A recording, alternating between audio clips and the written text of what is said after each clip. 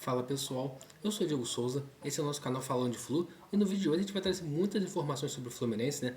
Vamos falar o provável time do Fluminense que deve enfrentar o time do Inter hoje, o último jogo antes do Super Mundial. Também vamos falar a que pé está a negociação do Nico Lopes. Teve uma atualização muito importante, a gente vai trazer aqui para você, mas claro, queria pedir sua ajuda. Antes de trazer as informações, falar muito sobre o jogo, falar sobre o Nico Lopes, se você não é inscrito aqui no Falando de Flu ainda, se inscreve, dessa moral pra gente. Sua inscrição é muito importante.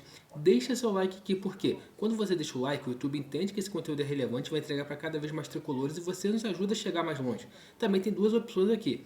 Uma é hypar o vídeo, se você puder clicar nessa opção aqui, você ajuda esse vídeo a ter um alcance maior, além de seja membro. Se você puder se tornar membro do Falando de Flu, você vai nos ajudar de uma forma que você nem imagina. Então, agora sem mais delongas, bora para o vídeo de hoje e vamos começar falando, né? Fluminense que entra em campo hoje lá no Beira-Rio, o jogo que fecha a rodada do Brasileiro para tentar superar o time do Inter. Fluminense que vem de uma boa sequência, né? Venceu no Brasileiro, venceu na Copa Sul-Americana, vem num momento bom, só que ainda eu acho que o futebol está deixando um pouquinho a desejar em alguns momentos. Mas a torcida voltou a ficar confiante, voltou a se empolgar com esse time. E o Renato vai lá para o Beira-Rio, né? Ainda com alguns desfalques, né? Alguns jogadores recuperando de contusão, como o caso Canóbio, Cano, Facundo Bernal, todos com a expectativa alta de estarem no Super Mundial, né? Keno também. O Renato tem alguns retornos. Por exemplo, o jogo de hoje tem o retorno do Samuel Xavier, viajou junto com o time. Então a gente vai trazer um pouquinho, né, do que o Renato pretende fazer, o que ele pode fazer para tentar superar o time do Inter. Lembrando, a rodada do Brasileiro começou nesse sábado, 2 jogos. O Bahia superou o São Paulo por 2-1, então o Bahia já passou o Fluminense. Para ficar na quinta colocação, o Fluminense precisa vencer o Inter. E empate só não vai ser suficiente. Além disso, o Bragantino e o Vasco estão jogando no momento que eu gravo esse vídeo. E o Bragantino está vencendo o Vasco. Então o Bragantino está assumindo a liderança do campeonato, o que também dá uma pressionada para o Fluminense conseguir vencer seu jogo. Por quê? Para vencer o jogo, para poder ficar bem colado ali nos 4 primeiros colocados, mantendo a quinta colocação. Então, qual que é a provável escalação que o Fluminense deve mandar a campo nesse jogo de hoje, né? Lá em Porto Alegre? Fábio no gol, aí tem a dúvida, vai jogar o Guga ou o Samuel Xavier retornando de contusão joga? Eu acho que joga o Guga. Na zaga, Thiago Silva e Freitas, com o Gabriel Fuentes na lateral esquerda. No meio de campo, a escalação do GE bota Hércules, Martinelli e Ganso. No ataque, Arias, Serna e Everaldo. O que eu acho dessa escalação? Eu acho que o Ganso não vai estar em campo. Eu acredito que o Ganso vai entrar no segundo tempo. O Renato Gaúcho tem adotado essa postura. Quando ele joga com times que vão ter um volume de jogo, que vão conseguir pressionar o Fluminense em determinado momento, ele saca o Ganso e joga com mais um jogador de meio de campo com mais pegada para marcação. Aí, minha dúvida é se ele vai com o Lima ou se ele vai com o Nonato. A minha interpretação, eu acho que ele vai com o Lima no meio de campo, pelo menos no primeiro tempo, para tentar dar uma segurada no time do Inter e, conforme for passando o jogo, ele vai soltando um pouco mais o time do Fluminense, caso seja necessário. Eu acredito que ele vai fazer uma formação muito parecida com o que a gente jogou contra o Corinthians, com o que a gente jogou contra o Vasco, onde ele tem 3 volantes ali, com o John Arias e o Kevin Serra conseguindo também fechar um pouquinho a linha de meio de campo ali para impedir realmente a troca de passes do time do Inter, tentativa de entrar no sistema defensivo tricolor, com o Everaldo jogando um pouco mais isolado na frente, né? Um ponto que eu chamo a atenção é o Everaldo. O Everaldo não vem bem, vai ser titular em mais um momento, mas eu acredito que o Fluminense tem condições de ganhar muito, né, por John Arias, pelo até próprio Kevin Serra, que vem arriscando e conseguindo jogar bem, do que pelo Everaldo, né? Então, essa é a provável escalação do Fluminense. Claro, você pode ponderar um ponto ou outro aqui que você não gosta ou não, mas eu acho muito pouco provável o Paulo Henrique Ganso vir como titular, né? Do outro lado também a gente vai trazer aqui a provável escalação do time do Inter do Roger Machado, que nas últimas 4 partidas do Brasileiro não venceu. Eles vêm de 2 derrotas e 2 empates, estão na parte de baixo da tabela, então é muito importante o Fluminense tentar não deixar o Inter gostar do jogo, né? O time do Inter que venceu o Bahia na última rodada pela Copa Libertadores, no Brasileiro eles empataram com o Lanterna Sport, então é o momento do Fluminense conseguir somar pontos fora de casa. O que a gente pode observar, a campanha do Fluminense no Maracanã é muito boa, mas quando joga fora de casa não consegue repetir a mesma campanha. Como que é o provável time do Inter que vem a campo? Né? Eles vão vir com o Antony no gol, Aguirre na lateral direita, Vitão e Juninho na zaga e Ramon na lateral esquerda.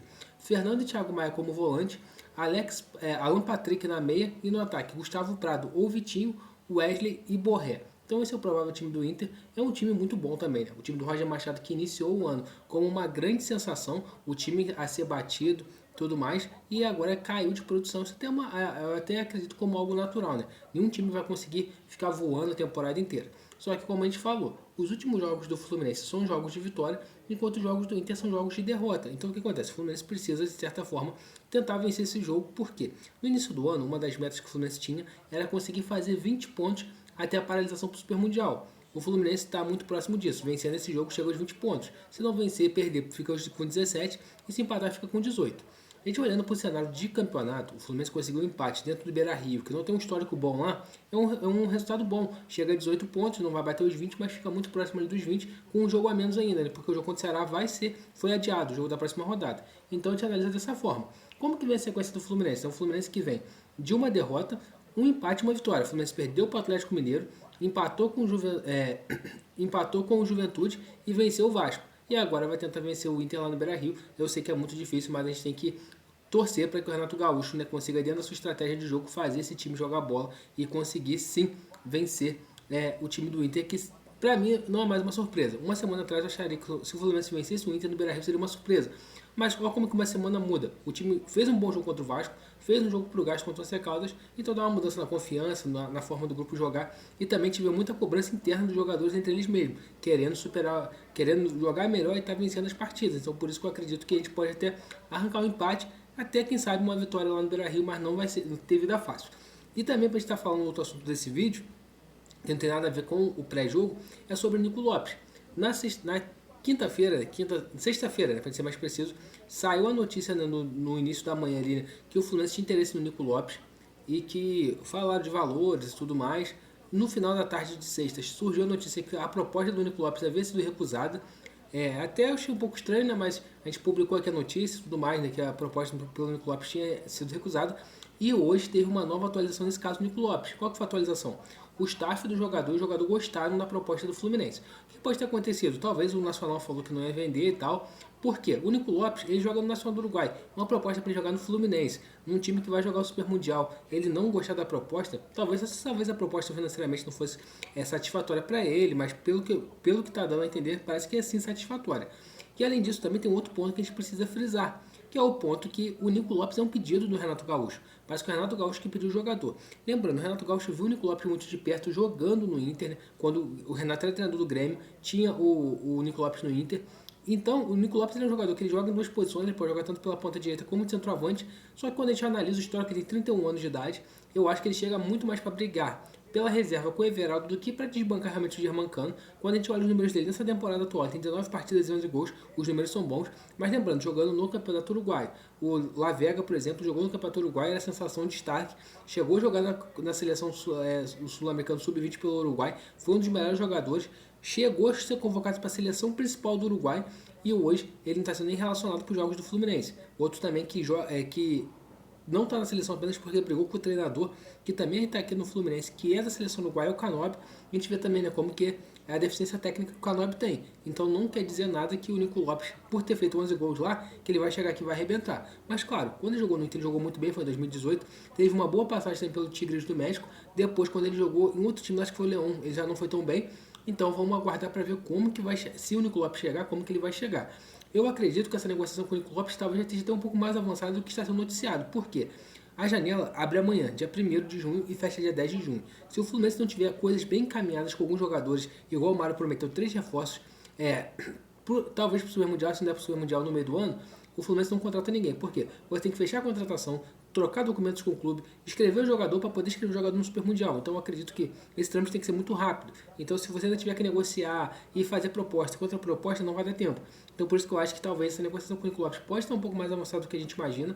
E se o Nico Lopes vir, igual eu falei, eu acho que ele chega para ser um reserva para o Germancano, mas vai dar mais uma opção para o elenco. Pode jogar pelo lado, pode jogar como reserva de Germancano, é um atacante canhoto, e vamos torcer para que ele tenha, né, um bom nível de jogo aqui no Tricolor, semelhante ao que ele teve no Inter. Se jogar o que ele jogou no Inter, aqui nós já estamos satisfeitos com o futebol dele, mas eu não acredito que seja um cara que seja aquela contratação de peso. Até a gente também depois pode gravar um vídeo aqui falando essa questão da contratação de peso. Por que eu acho que não se desenha essa contratação de peso? Né? Muito por causa da lei que está rolando lá no Congresso Nacional sobre as bets do futebol. Então eu acho que isso daí também que está dando uma travada nessa renovação do Fluminense com a Superbet.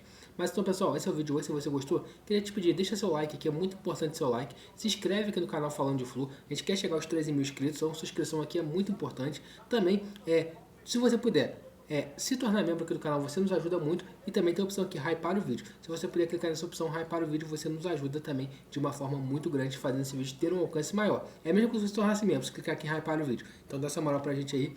Saudações tricolores. E lembrando, hoje tem live pré-jogo e pós-jogo de Fluminense e Inter. O último jogo nosso antes do Super Mundial vai ter uma cobertura completa aqui do Falando de Flu.